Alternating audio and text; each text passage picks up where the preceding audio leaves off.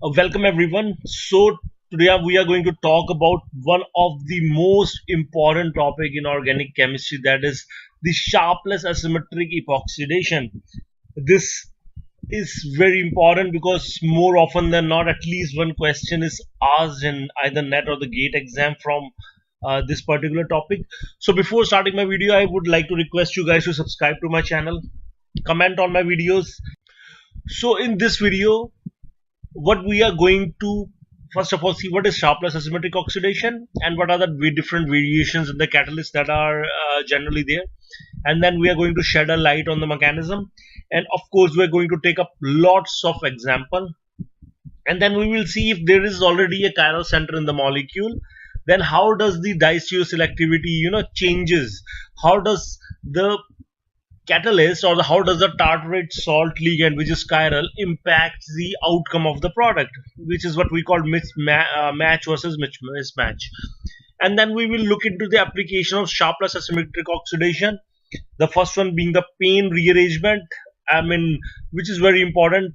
Again, at least one or two questions are usually based on this particular topic, and then nucleophilic substitution reaction, and also the kinetic resolution, which is again very important. And then we'll take up one or two net problems which were based on sharpless asymmetric oxidation. So let's start our video. What is sharpless asymmetric oxidation? So as we say, this is one of the prominent method for the asymmetric epoxidation of allylic alcohol. So whenever we are dealing with allylic alcohols, then we can selectively epoxidize the terminal olefins using an oxidant, which is tertiary hydroperoxide, a titanium catalyst, titanium +4 catalyst, which is usually titanium isopropoxide that we use, and a chiral tartrate ligand, which is absolutely the one which brings about the enantiomer selectivity in the molecule, which brings about the asymmetric induction and results in the formation of enantiomer 2,3 epoxy alcohols. Okay, so here I have shown the different type of tartrate acetyl ligands that are used. Okay, so when the R group is methyl, then it is called dimethyl tartrate. The short abbreviation is DMT. When it is ethyl, it is diethyl tartrate. The abbreviation is DET. When R is isopropyl, it is diisopropyl tartrate, DIPT. Under different reaction condition, either DMT, DET or DIPT is used. Depending upon how fast or how slow the reaction, it may vary from substrate to substrate. That certain chiral ligands may give better results than the other. Okay. So the reason why I have mentioned this stereochemistry here is because this is something I feel that if you remember the stereochemistry at the center, you can clearly understand what the product outcome is going to be. So when it is plus DMT or plus DET or plus DIPT, just remember the stereochemistry at these two centers is RR, whereas in case of the negative diethyl tartrate or negative diisopropyl tartrate, it is SS. And we know that the other one, which is RS isomer of tartar salt, it is meso, so that is not going to give you the chiral product. So in case you are asked this question some interview, I think you should be aware of that. Okay, so let's move to the what is the beauty of this sharpless asymmetric oxidation? So irrespective of the pattern that is around the double bond, the high degree of asymmetric induction is observed. Okay, this is something that is very remarkable about this reaction. So from here now we are going to understand if this allylic alcohol is subjected to epoxidation under titanium 4 catalyst, tertiary hydroperoxide, and what we have used is plus diethyl tartrate. And in the previous slide I said that diethyl tartrate has a configuration RR. So in easiest term you can understand, if it has a configuration RR, so it means once it interacts with the alcohol, then it is going to block this particular phase, that is RR phase, it is going to block. So the addition of oxygen is only going to take place exclusively from the other side. So that is why the epoxide, the allylic epoxide that you get, it has a configuration SS. So once you bear this thing in mind, it is absolutely, you can crack the answer with absolute ease. Now it is it is up to you how do you wish to write. Sometimes students get confused when the epoxide is written on the up or on the downside. The configuration in both the cases are same, absolutely same. So write it the way you want. So both of them are absolutely correct. And if we use the negative DET, it has a configuration SS. So now we can imagine the SS phase is completely blocked, so the addition is going to take place from the RR. So that is why the epoxide that you get is RR with very high E, which is 98%. Again, in this case as well, it is up to you how do you wish to write. Few of the students, they have their own shortcut where they say, okay, if it is plus DET, we are going to get the approach from the top. If it is negative DET, we are going to approach from the bottom. So it is absolutely up to you, whichever method with which you feel ease. But I feel this is much more logical, because once you remember the configuration of DET, then you can absolutely understand that the answer is going to be SS. In the product, the epoxide that is going to be formed is going to be of the opposite conformation. So for this, the only thing that you need to know is how to assign the RS configuration here, and then you can come to the exact answer with absolute surety. Now if we talk about this particular allylic alcohol, again here the tartrate salt that we have used is plus DET, which is RR. Again, you can clearly see the configuration of the epoxide that we get is SS with high E. Similarly, if negative DET is used, diethyl tartrate, the configuration that we get is SS. Okay, sorry, the configuration that we get is RR. So that's the only thing that you have to remember. Rest, absolutely nothing else you have to remember in this case. Now we are going to look at the mechanism of this particular reaction.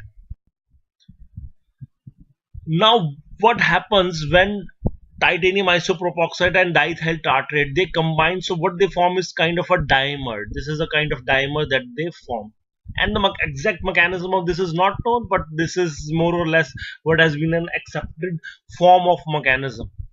Now what happens, that tertiary peroxide, it enters and it just replaces this isopropyl group here. It enters and it goes to this side, and then there is an addition of alcohol that takes place. As soon as the allylic alcohol is added from one side, now depending upon the kind of diethyl tartrate we are using, it is completely blocking the one phase. So as a result of which, when there is when this oxygen is delivered to this double bond, it is absolutely happening from one phase on, happening from the one place exclusively. That is why you observe the enantiomer selectivities in the case of sharpless asymmetric oxidations to be very, very high. Okay, and in the last step, this chiral allylic epoxide is ejected out of the system. Now here, this is just to depict the various application. Now I'm going to show you various example, and I have already told you the shortcut. What is the best way to going forward? Again, allylic alcohol. You have the tertiary butyl hydroperoxide, titanium isopropoxide. The only thing that you can see is negative DET, and we know with negative DET is SS. So the product is going to have the RR configuration. This is absolutely, because it blocks the SS phase is blocked. So what you get is 91%. And again, here allylic alcohol, you have a TMS group here, and under these conditions, this particular functional group is tolerated. Again, the chiral tartrate salt that we have used here is SS. So the product is going to be RR. So this hydroxy group is methylated, and then it is subjected to nucleophilic substitution to give this product, and then this timethylsolyl group is deprotected using TBAF, and then reacted with the isopropylamine to give you this particular compound, which is a beta blocker. This is a drug which is used to treat the high blood pressure, irregular heartbeat. So this is a very good transformation, a very good example, and very important example. Here in this slide as well, I have taken 4 examples. All of them are absolutely exactly what I have said so far. So in this case, what we are using is negative diisopropyl tartrate.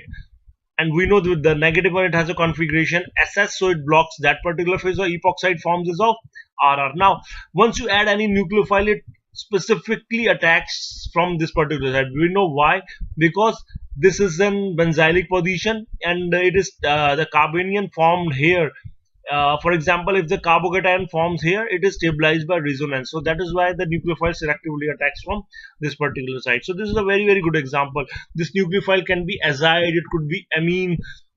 So you can clearly imagine having 2-hydroxy and one other nucleophilic functional group here. I mean, we can get such product with very, very high EE. Now with this particular trans allylic alcohol using plus DET, RR, again it blocks one phase, so the product is going to be SS. But now in the case when we are so the picture was pretty fine when we were talking about the trans allylic alcohol. This was fine, but as soon as we come to the cis olefin, the only thing that you have to take care of is the fact that when here we are using plus diethyl tartrate, so it is RR, so we know it is going to block one particular phase. So although the epoxide is going to be S, so at this particular position this epoxide is going to have an S configuration, but since this double bond is cis, so the configuration of the other chiral center is going to be reverse. Okay, that's the only difference.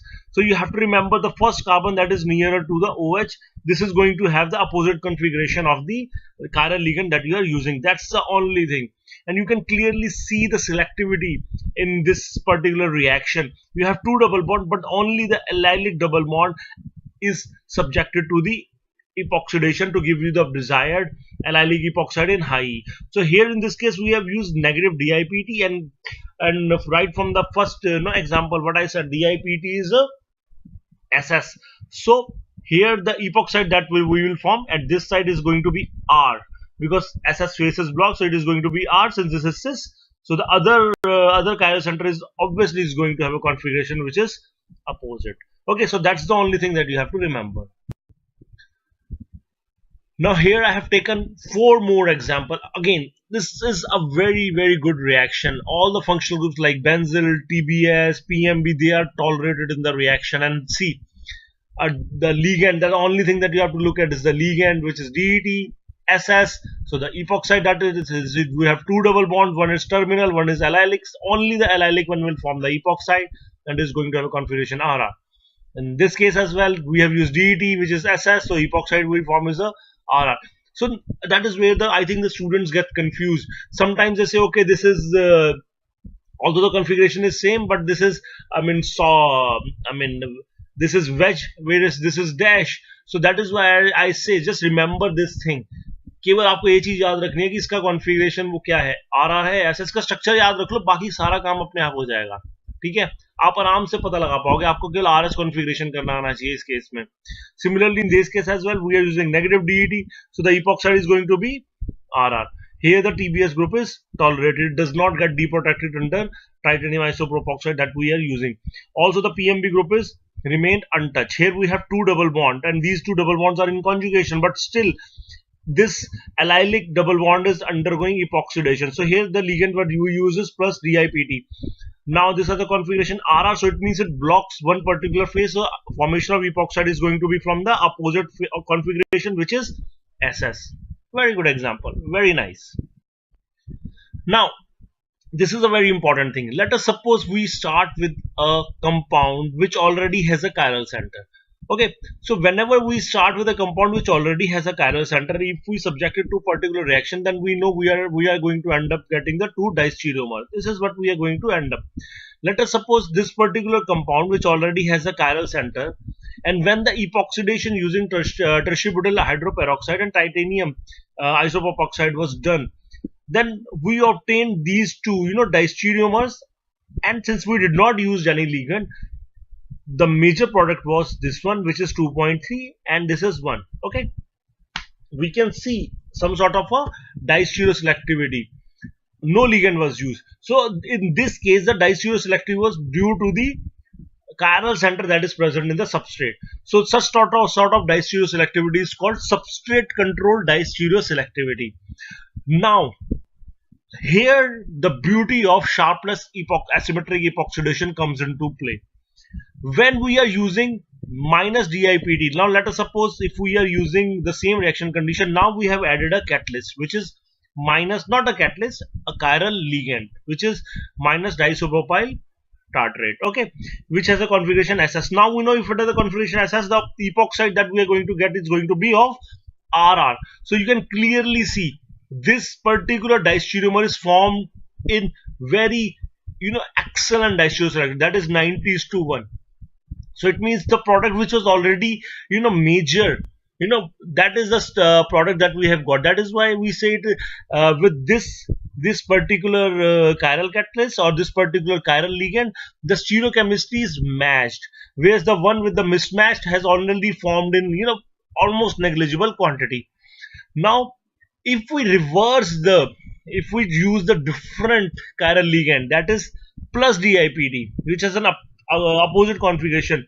Now the most remarkable thing happens now. Now the other isomer which was formed in very less quantity has now exceeded, which has formed in almost 22:1. So what does it prove? It proves that sharpless asymmetric epoxidation is a very powerful method, and the reagents that we use in this case, so these are tartrate ligands, it overrides any substrate control. It means that the chirality in this substrate, the chirality that is already present in the substrate has absolutely no role.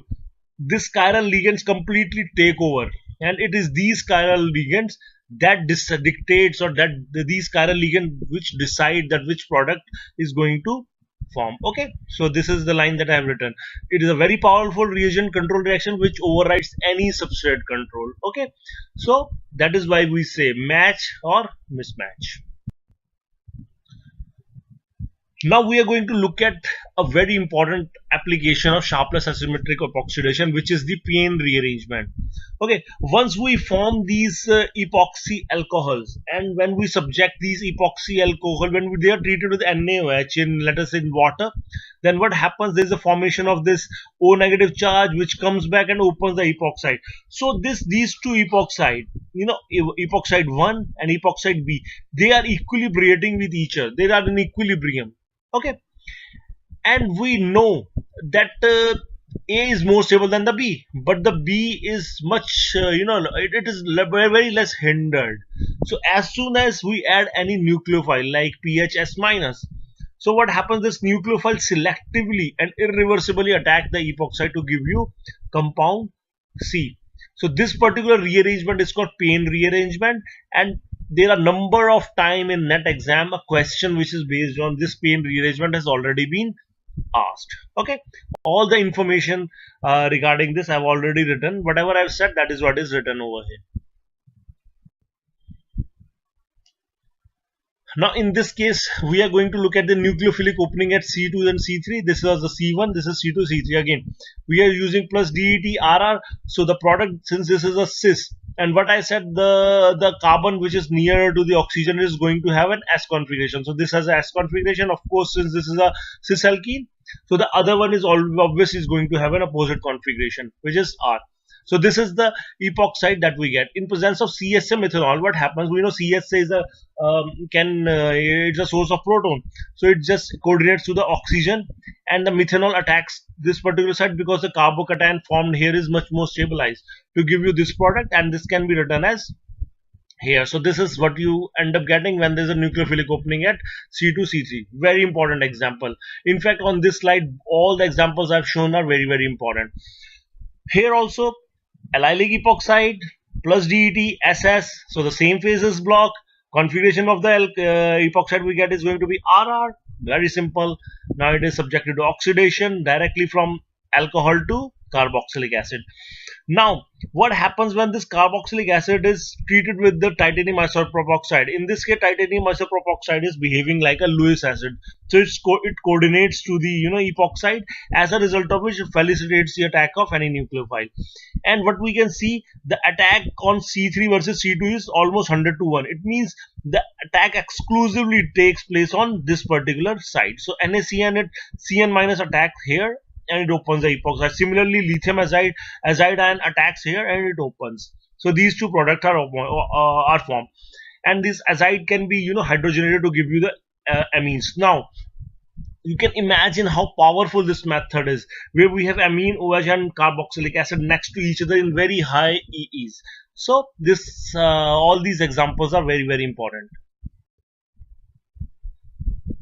Now let's look at one more example where epoxide can be reduced using Radal, which is a reducing agent. So this is the formula of this reducing agent. It's a mixture of sodium and aluminum based reducing agent. Now what happens? Radal coordinates to the oxygen, as a result of which hydride is delivered from one particular site to give you the diol, and this diol is obtained in a very high E. This is a very important example. Similarly, this Lewis acid catalyzed rearrangement 2,3 epoxy alcohol, this is probably one of the most important example that is based on Sharpless Asymmetric Epoxidation chemistry. Now you could be given with an olefin and this product is formed, and then they will write the region BF3 TBS triplet and disopropylethylamine. Now must tell you, disopropylethylamine is also called Hunic base. Okay, so when this compound is subjected to the Lewis acid rearrangement condition, we end up getting 2,3 aldol, whereas the other one gives you the anti-aldol. Okay, so in both the cases, what do we end up getting is the beta hydroxy aldehyde, whereas although in this case it is hydroxy is protected as acylyl ethers. Now I'm going to give you a task. Can anyone write the mechanism of this reaction? This is very important. So this is a task for all of you guys who are watching this video. Write me the mechanism of this reaction, and it is a very interesting mechanism. I wish to see how you guys proceed. Now comes the most interesting part. I mean, where Sharpless asymmetric epoxidation is used for the resolution of secondary allylic alcohols. Okay, what happens? This is what we know from our basic chemistry, that when we treat a racemic mixture with a chiral compound, we know one of the enantiomer reacts much faster than the other. This is something that we know. Okay, so if we have a secondary alcohol like this, which is the racemic alcohol, obviously, and this can also be written like this. So we know this racemic means we have 50% of this R and 50% of this S. And we know one of these enantiomer will react much faster with under Sharpless epoxidation condition. Okay, one of them will react to form epoxide, whereas the other one is going to stay like an alcohol. So what happens when you treat it with the titanium isopropoxide DIPT, and what we are doing is we are only using the half of the quantity of oxidizing agent, which is tertiary butyl hydroperoxide. So it means only half of the reagent means half of the substrate gets epoxidized. So under this condition, what happens? Only the one which is, the rate at which this R isomer reacts is much faster than the S, and it entirely depends upon the tartrate salt that we use. Okay, this is a very good example, very important example. And both alcohol and this epoxide that we get, they have a very high enantiomeric excess. Now here I have shown two examples which are clearly based on the kinetic resolution. So here we have this allylic alcohol, which is a secondary alcohol, of course. So in this case, under these condition, the catalyst that I have shown and the oxidizing agent I have shown. So whenever this question is asked, always look for the amount of tertiary butyl hydroperoxide that is used. For example, here in this case it is 0.6 equivalent, in this case it is 0.5 equivalent. And always look at the ligand that is used. It is negative DIPT, so SS. So under these condition you can clearly see कौन सा वाला आपका बहुत ज्यादा interact करके form करेगा, the one which has the R configuration. Now in this time you don't have to look at the configuration of the epoxide. इस case के अंदर आपका अल्कोहल का कॉन्फ़िगरेशन मैटर करेगा लिगेंड के साथ, ठीक है, केवल SS वाला इंटरेक्ट करेगा R वाले के साथ. So the alcohol you get in this case is the this one which has the high E. Also this particular epoxide has the very high E. Similarly, in this particular example, you get one of the allylic alcohols react much faster to give you epoxide, whereas the other remains as such. So both of them again in this case has a very high enantiomeric excess. Okay? So this was all about the Sharpless asymmetric oxidation. I hope you will find this video very useful, and share it with your friends. Comment if you have any confusion, ask me. And yes, that's it. Have a nice day. Thanks a lot for watching the video.